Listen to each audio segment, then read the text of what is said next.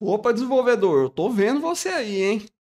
Fala aqui pra mim, eu tenho certeza que você não entendeu pra que serve um circuit breaker. Olá, pessoal, eu sou o Ricardo Faria aqui do canal Backend com Ricardo Faria e hoje o assunto é circuit breaker. Talvez um dos assuntos mais mal entendidos pelos devs em todas as conversas que eu vejo por aí. Circuit breaker, ele é um assunto que surgiu aí com o advento do microserviço. É a ideia de eu ter um monitorador, né, que monitora ali a qualidade do serviço externo que eu estou chamando e caso aquilo comece a oferecer muitas falhas por qualquer motivo que seja, eu corto as requests para esse outro serviço. Se você fosse traduzir para o português, o circuit breaker ele é o disjuntor da sua casa. Que quer dizer o quê? A partir do momento em que der uma treta na sua rede interna que ela passar mais carga do que deveria, com chance de pegar fogo em tudo, o que acontece? O disjuntor vai desarmar e você que estava tomando banho na água quente agora vai tomar banho na água fria. Essa é uma ideia que ela foi transportada para o software de forma que, se eu estou fazendo um request para o serviço do meu amiguinho para poder pegar uma determinada informação e esse serviço eventualmente está falhando em me retornar a informação, de certa forma, o circuit breaker assume que esse serviço está passando por algum problema e, portanto, a gente não deveria seguir chamando esse serviço. Por dois motivos principais. O primeiro é, se eventualmente eu consigo dar uma resposta sem esse serviço, ou se eu consigo simplesmente falhar mais rápido, para mim é vantagem, porque aí eu não gasto recurso computacional esperando um serviço que está super lento e eu fico aqui também super lento para devolver as mensagens, as respostas para o meu usuário, mesmo que elas sejam de erro. Eu evito esse gasto computacional simplesmente fazendo o seguinte.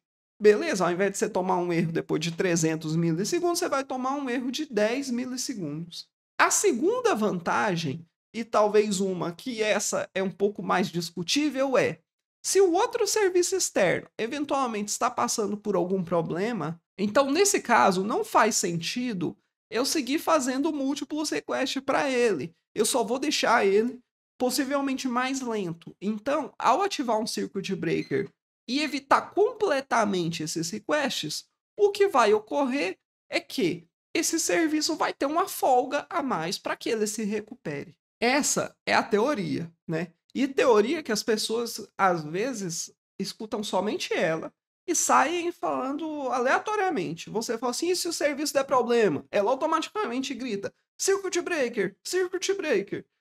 E aí você fica assim, cara, não sei se isso é a resposta certa. Por que eu digo não sei, né? Eventualmente na arquitetura de software você não tem assim resposta certa e errada. Mentira, toda vez que você faz um select do banco inteiro tá errado. Mas para esse cenário é discutível. Por quê? Por exemplo, eu já vi pessoas dizendo que vão aplicar circuit breaker na comunicação com o banco. Então, assim, ó, se o seu banco ficar lento ou alguma coisa assim, ele fala, beleza, eu coloco um circuit breaker na frente. Circuit breakers deveriam ser utilizados para situações onde você não tem como monitorar o estado do serviço externo. Exemplo, eu vou fazer um request HTTP para outro serviço, um serviço do meu amigo aqui da empresa. Esse serviço eu não tenho como saber de antemão se ele está online ou não, se ele está lento ou não. Portanto, eu lanço do artifício do Circuit Breaker para ter uma monitoria do meu lado do estado das requests para esse serviço. Diferentemente de um banco de dados, aonde o banco de dados normalmente a gente já tem estruturas de health check feitas na sua própria aplicação. Se você subir aí um Spring Boot, automaticamente ele vai fazer um health check do banco que você está conectado. Esse health check é muito simples. Ele vai testar a conexão, vai fazer um select 1 lá no seu banco e vai validar se ele está tendo resposta e se essa resposta ela está rodando ali em tempo hábil, né? Se ela não está dando timeout para fazer o select 1 ou alguma coisa assim. Então, ou seja, quando eu falo de um banco de dados, na minha visão, não faz sentido o uso de um circuit breaker pelo simples fato que eu já sei de antemão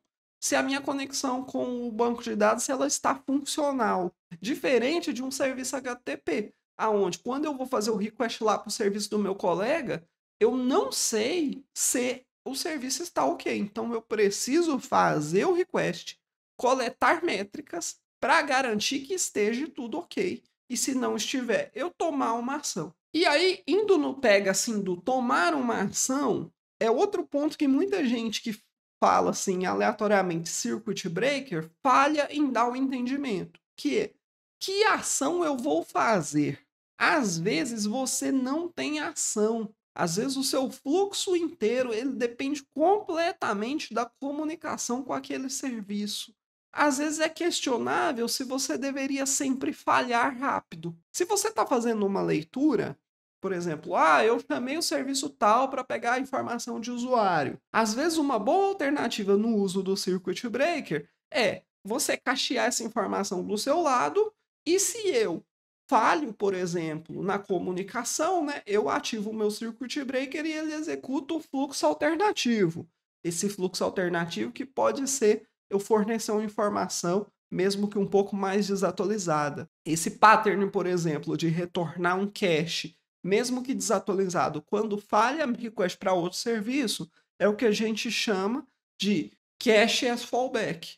Quando eu tenho uma falha, eu ativo o fallback, que é o meu cache. Então, ou seja, eu consegui fornecer outra informação para o usuário.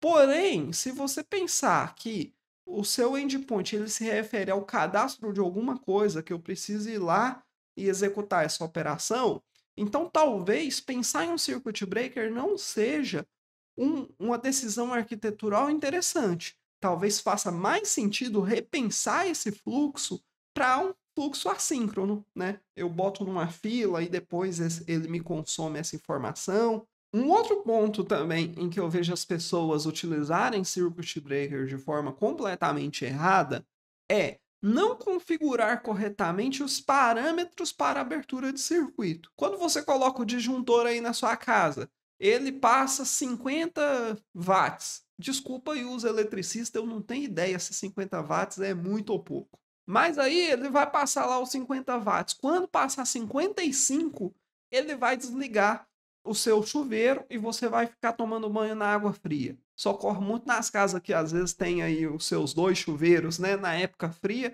é comum que quando vai 2 pessoas tomar banho, o disjuntor ele desativa. Isso ocorre por quê? Porque o disjuntor é de, não sei, 50 watts. Então, a hora que passar para 52 watts, ele vai desativar e vai desligar a rede da sua casa. O circuit breaker, que é o disjuntor das aplicações que a gente usa, ele é a mesma regra. Você define para ele quais são as janelas em que ele vai verificar. Então, por exemplo, eu falo assim, você vai contabilizar uma janela de 5 minutos. Então, durante 5 minutos, ele vai ir agregando essa métrica e falando assim, beleza, depois de 5 minutos rolou 100 requests aqui. Com quantos por cento eu ativo? Se falhou 50%, eu ativo.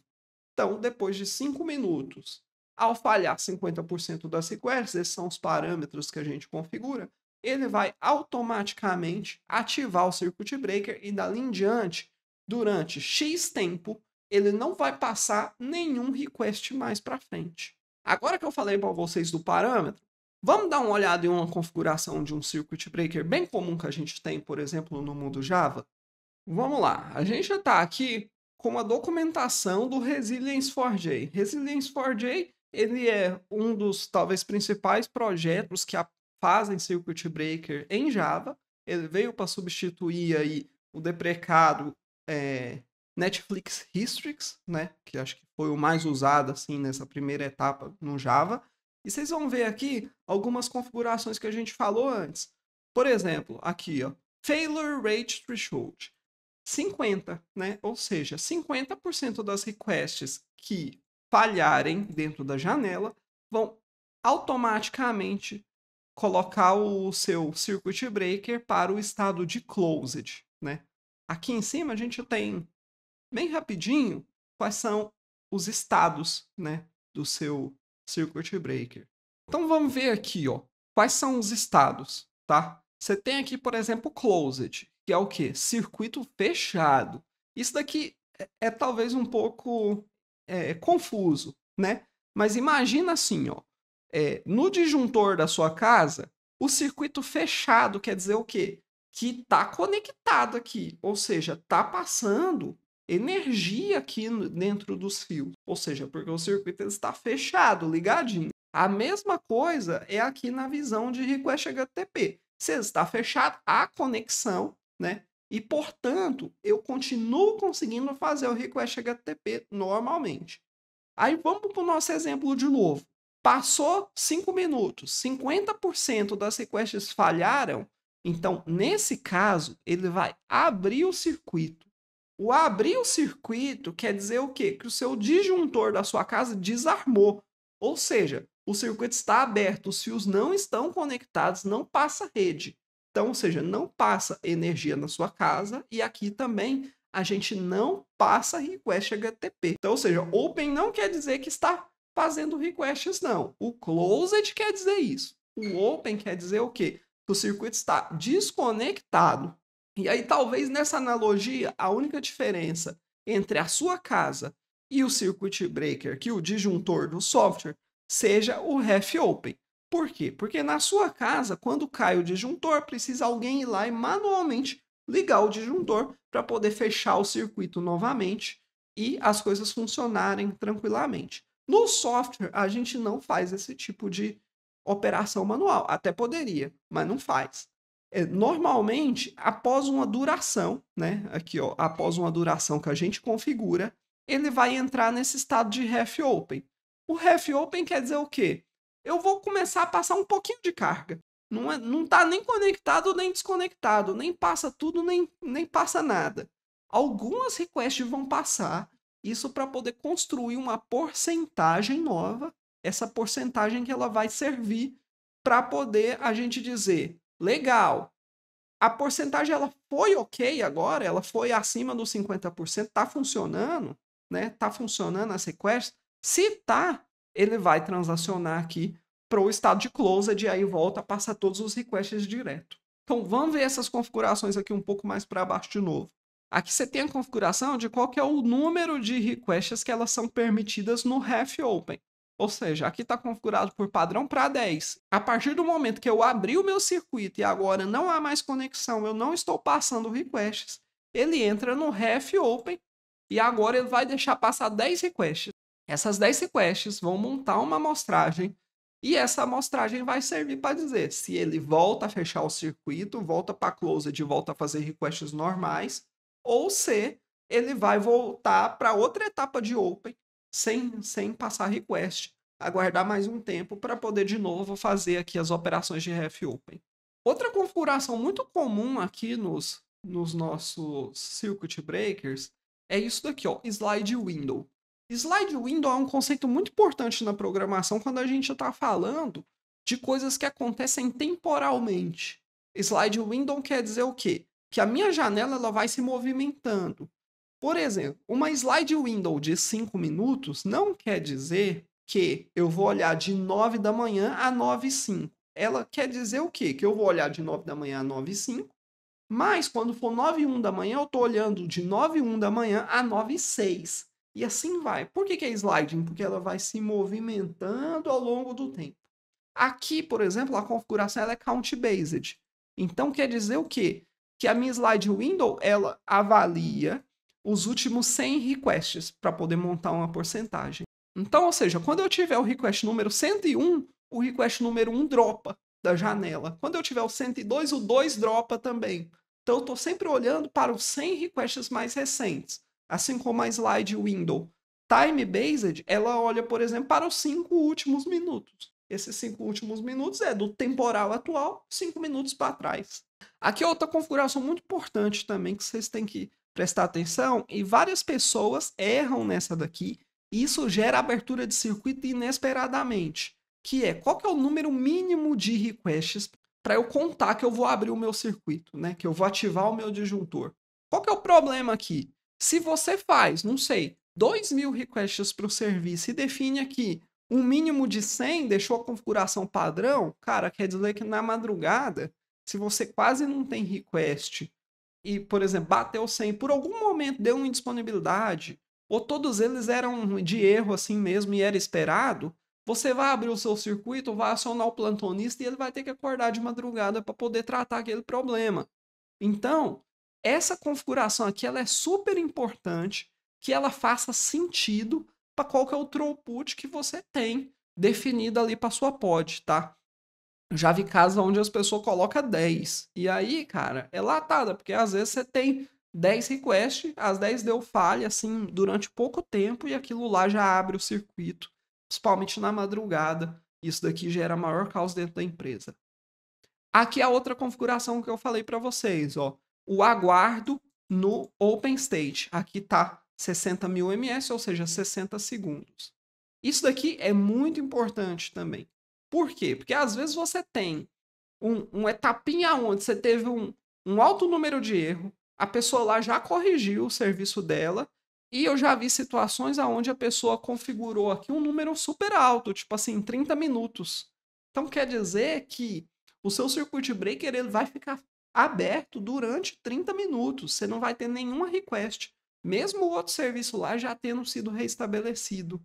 Nesse caso, é muito importante configurar isso daqui em um tamanho que seja suficiente para o outro serviço recuperar, mas que também não seja muito grande para você seguir dando erros eternamente. Bom, pessoal, talvez o último ponto que eu tenho aqui para mostrar para vocês que seja importante um circuit breaker seja a capacidade de ignorar certas exceptions. Aqui já faz parte da lib, mas se a sua lib não tiver um tipo de configuração desse, você é obrigado a definir que situações aquilo deve retornar uma exception. Por quê? Às vezes eu faço um request para um outro serviço que ele me dá 404 porque não existe um recurso lá. Mas às vezes eu também recebi esse request e eu não sabia se aquele recurso existia, né? Às vezes alguém botou um script lá que está chamando com uma ID errada. Se eu não colocar, por exemplo, para eu ignorar uma exception relacionada a 404, nesses casos, quer dizer que se alguém ligar qualquer script ou fizer requests inesperados, eu estou agregando para minha taxa de erros e eu vou falhar e abrir o circuito em uma situação que não era para abrir. Por quê? Porque o serviço que está me respondendo, ele está ok. Ele está me respondendo, aquele recurso de fato não existe, não é um problema. Então, ele está me respondendo corretamente. Então, portanto, eu não deveria abrir o circuito. Eu deveria funcionar normalmente. Por quê? Porque é esperado esse resultado. Bom, pessoal, esse era um vídeo, assim, overview sobre o pattern de circuit breaker, para que você saia daqui de fato entendendo em que situações eu posso aplicar um circuit breaker, em que situações não. O circuit breaker ele não é inerente a toda a comunicação que eu faço no mundo de microserviço. Tem situação que faz sentido eu ter um circuit breaker e tem situação que não faz. Você deveria avaliar isso antes de sair colocando, por exemplo, um pattern qualquer dentro do seu projeto. O outro ponto é que você também sempre, ao utilizar o pattern no circuit breaker, deveria muito se preocupar com que tipo de configuração eu estou colocando ali, para que eu faça escolhas conscientes de em que situações abre o meu circuit breaker e evitar acionamentos de madrugada ou um corte abrupto de requests durante um momento de pico aí, onde você não deveria estar abrindo o seu circuito. Bom, pessoal, por hoje é isso. Eu espero que vocês tenham gostado desse vídeo, que ele seja produtivo para você. E se for produtivo, eu peço aí que você se inscreva aqui no nosso canal, que você compartilhe esse vídeo com seus amigos, com seus parceiros de equipe, com a sua namorada, com seu namorado, com seus familiares. E é isso. Muito obrigado e até a próxima.